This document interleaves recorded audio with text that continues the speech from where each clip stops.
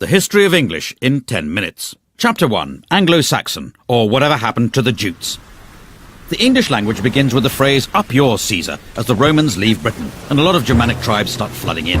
Tribes such as the Angles and the Saxons, who together gave us the term Anglo-Saxon, and the Jutes, who didn't. The Romans left some very straight roads behind, but not much of their Latin language. The Anglo-Saxon vocab was much more useful, as it was mainly words for simple everyday things like house, woman, loaf, and werewolf. 4 of our days of the week were named in honour of Anglo-Saxon gods. They didn't bother with Saturday, Sunday and Monday, as they'd all gone off for a long weekend. While they were away, Christian missionaries stole in, bringing with them leaflets about jumble sales and more Latin. Christianity was a hit with the locals and made them much happy to take on funky new words from Latin like martyr, bishop and font. Along came the Vikings, with their action man words like drag, ransack, thrust and die. They may have raped and pillaged, but they were also into give and take, 2 of around 2,000 words they gave English, as well as the phrase, "Watch out for that man with the enormous axe." The History of English in 10 minutes. Chapter 2. The Norman Conquest, or Excuse My English. 1066. True to his name, William the Conqueror invades England, bringing new concepts from across the Channel like the French language, the Doomsday Book, and the duty-free Gauloise multipack. French was de rigueur for all official business, with words like judge, jury, evidence and justice coming in and giving John Grisham's career a kick-start. Latin was still used ad nauseam in church, but the common man spoke English, able to communicate only by speaking more slowly and loudly until the others understood him. Words like cow, sheep and swine come from the English-speaking farmers, while the à la carte versions, beef, mutton and pork, come from the French-speaking toffs, beginning a long-running trend for restaurants having completely indecipherable menus. All in all, the English absorbed about 10,000 new words from the Normans, though they still couldn't grasp the rules of cheek-kissing. The bonhomie all ended when the English nation took their new warlike lingo of armies, navies and soldiers and began the 100 Years' War against France. It actually lasted 116 years, but by that point no one could count any higher in French, and English took over as the language of power. The History of English in 10 minutes. Chapter 3. Shakespeare, or a plaque on both his houses. As the dictionary tells us, about 2,000 new words and phrases were invented by William Shakespeare. He gave us handy words like eyeball, puppy dog and anchovy, and more show-offy words like dauntless, besmirch and lackluster. He came up with the word alligator, soon after he ran out of things to rhyme with crocodile. And a nation of tea drinkers finally took him to their hearts when he invented the hobnob. Shakespeare knew the power of catchphrases as well as biscuits.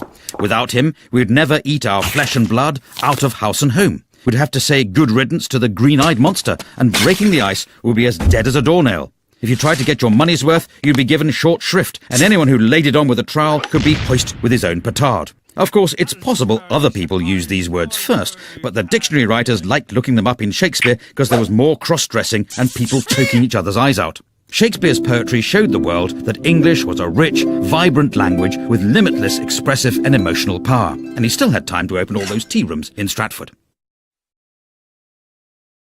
The History of English in 10 minutes. Chapter 4. The King James Bible, or Let There Be Light Reading.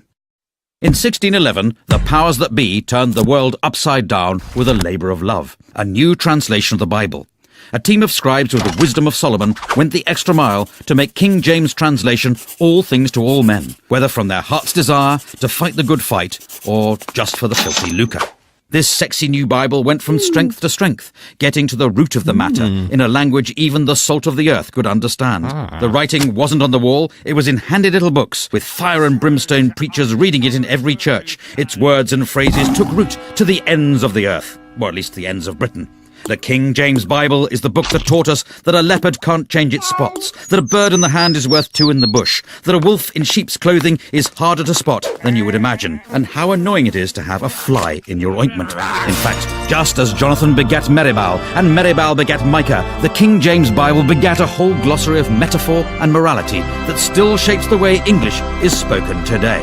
Amen. The History of English in 10 minutes. Chapter 5. The English of Science, or How to Speak with Gravity. Before the 17th century, scientists weren't really recognised, possibly because lab coats had yet to catch on. But suddenly Britain was full of physicists. There was Robert Hooke, Robert Boyle, and even some people not called Robert, like Isaac Newton. The Royal Society was formed out of the Invisible College, after they put it down somewhere and couldn't find it again. At first they worked in Latin. After sitting through Newton's story about the pomum falling to the terra from the arbor for the umpteenth time, the bright sparks realised they all spoke English, and they could transform our understanding of the universe much quicker by talking in their own language. But science was discovering things faster than they could name them. Words like acid, gravity, electricity, and pendulum had to be invented just to stop their meetings turning into an endless game of charades. Like teenage boys, the scientists suddenly became aware of the human body, coining new words like cardiac and tonsil, ovary and sternum. And the invention of penis and vagina made sex education classes a bit easier to follow, though clitoris was still a source of confusion.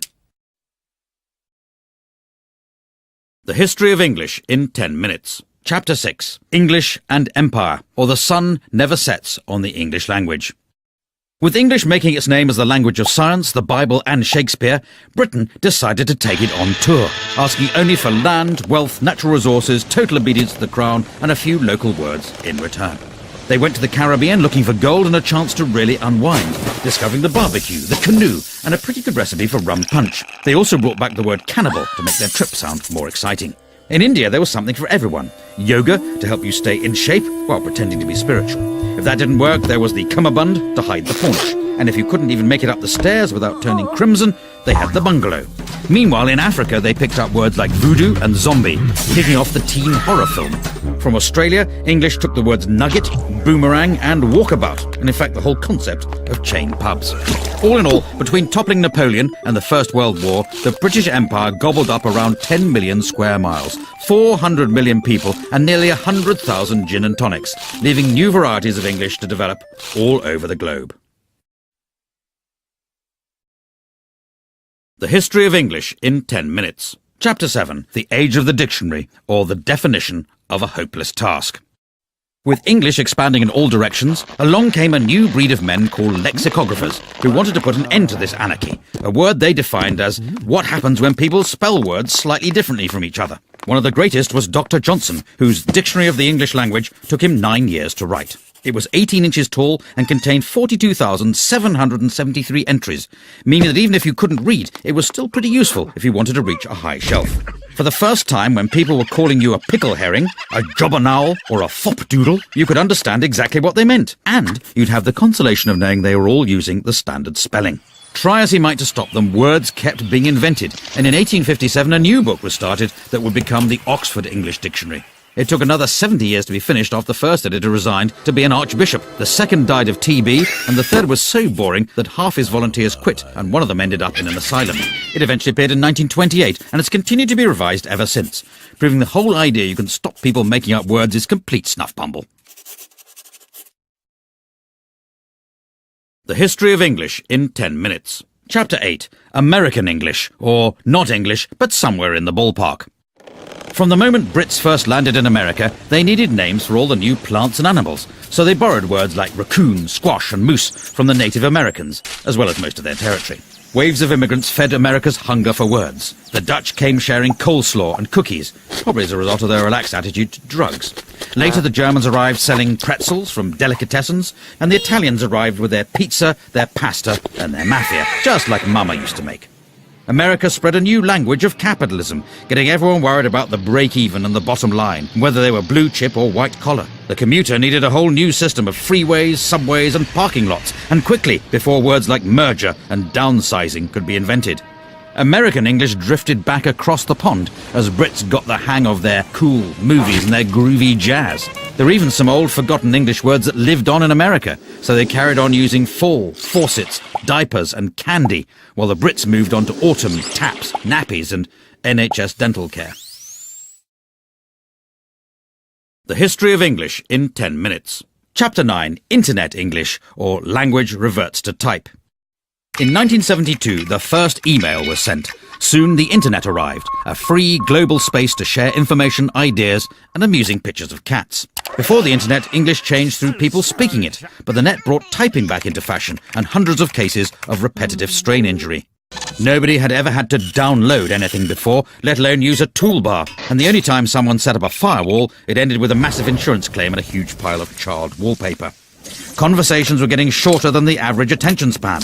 Why bother writing a sentence when an abbreviation would do and leave you more time to blog, poke and reboot when your hard drive crashed? in my humble opinion, became IMHO. By the way, became BTW, and if we're honest, that life-threatening accident was pretty hilarious, simply became fail. Some changes even passed into spoken English. For your information, people frequently ask questions like, how can LOL mean laugh out loud and lots of love? But if you're going to complain about that, then UG2BK. The History of English in 10 minutes. Chapter 10. Global English, or whose language is it anyway? In the 1500 years since the Romans left Britain, English has shown a unique ability to absorb, evolve, invade, and if we're honest, steal. After foreign settlers got it started, it grew into a fully fledged language all of its own, before leaving home and travelling the world, first via the high seas, then via the high-speed broadband connection, pilfering words from over 350 languages and establishing itself as a global institution. All this despite a written alphabet that bears no correlation to how it sounds and a system of spelling that even Dan Brown couldn't decipher. Right now, around 1.5 billion people speak English. Of these, about a quarter are native speakers, a quarter speak it as their second language, and half are able to ask for directions to a swimming pool.